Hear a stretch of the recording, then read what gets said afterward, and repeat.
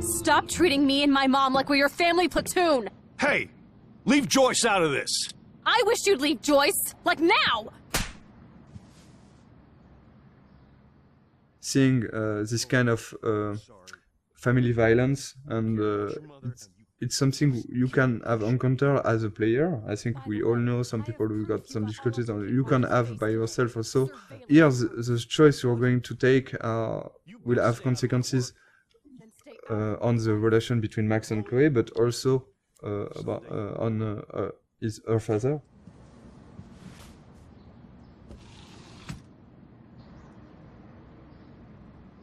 Hey, you okay? Welcome to the real step-douches of Arcadia Bay. I'm sorry. For what? He would have been a bigger dick if he caught you in here.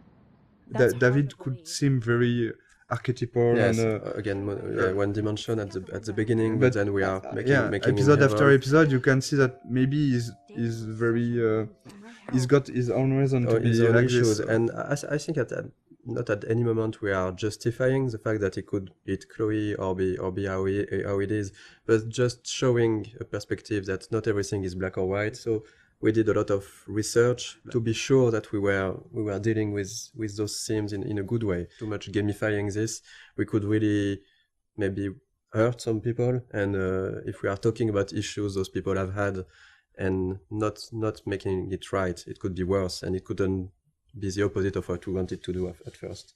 So here is a Kate character that you have met in the first episode, but not so much. And the episode 2 is really focused on Kate and Kate's story and Kate's difficulties.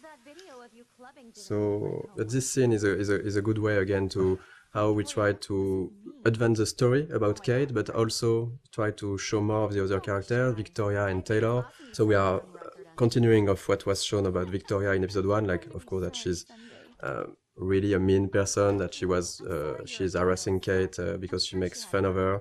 And so this kind of scene, yes, is we are really trying to advance the story, bring out more of the characters, and of course there is great cameras on it. All over my face. Max Selfie thought she was a badass taking that picture. We wanted really to talk about all the cyberbullying, the fact that it's quite difficult for a teenager nowadays to be connected as everyone is now. I think everyone has got a phone, is connected always. We are using the text message a lot, and we are making fun with that. So we are really thinking about both sides of the social media. But on the other hand, you've got this dark aspect of internet, which could be really difficult to live. I think a lot of players could recognize some of them inside Kate, and we've received a lot of letters from players who say that helped us also to realize what they've been through. Yeah, we wanted to have this scene since the beginning. We are quite happy that we managed to keep it, and work with Square Enix was great for that. We managed to keep a lot of difficult scenes like this one. It's not only about talking about those themes, it's also to be sure that it's anchored inside our story.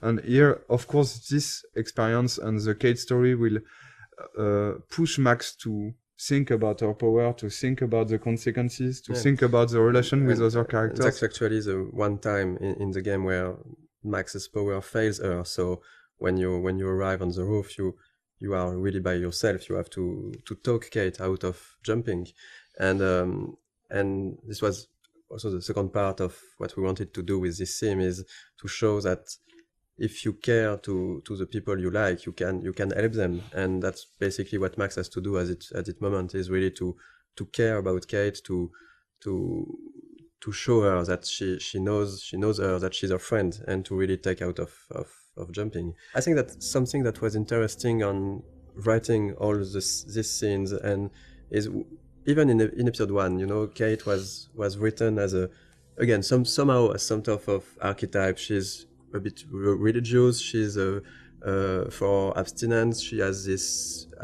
basically pro-life ideas. So maybe some of the players could think that she's boring character, but the way we evolved her and write her in the other episode, we really wanted to show that even if you go past the first appearance of someone, that's something that you might feel not interesting or different to you, you can find really good things and interesting things in each person. And I was really happy the way that the community reacted to Kate as a character. We didn't want to gamify this kind of scene. We still have to have rules for how the things, even if it needs to be really in the background and for the player to not to see those rules. But in the end, we still need to create the scene with the scripting and a way to make it work. So it was really hard to find the good balance to make it feel the more transparent as possible for the player and just find a good way to have the feeling that it's really a dialogue between Max and Kate. And it was a really hard one to write. There is a lot of branches, there's a lot of variations, and I think even in the voice recording it took a really long time. Yeah. It was one full session just for Hannah and Diane who plays Kate. It was really important for us to keep this going after in the other episode and not just okay, we have done the scene and so no, we go to the following of the game. I'm going to be here for another day until my family comes out to visit. How are they treating you? Like they need to protect me forever. They're so upset, and I know they feel guilty even though they didn't do anything.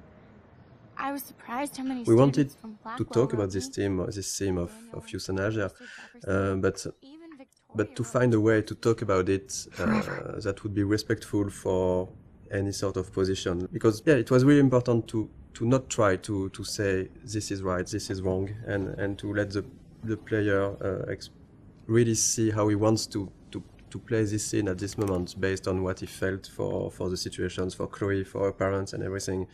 And that was that was not easy to find this balance when doing that. And again, it's because it's interactive and it's a video game that this scene is so strong. I think if you just see a scene and just okay, this is the director point of view and that's it, I accept it or not. But here it will be your choice. You really have to take your time and think about it before making your choice. So and we've seen all kind of reactions. We've seen players who immediately say, no, I can't do it. Or other players who immediately accept what Chloe is asking. Of course, it's Chloe, I'm accepting. And a lot of others who are hesitating for 5-10 minutes or so.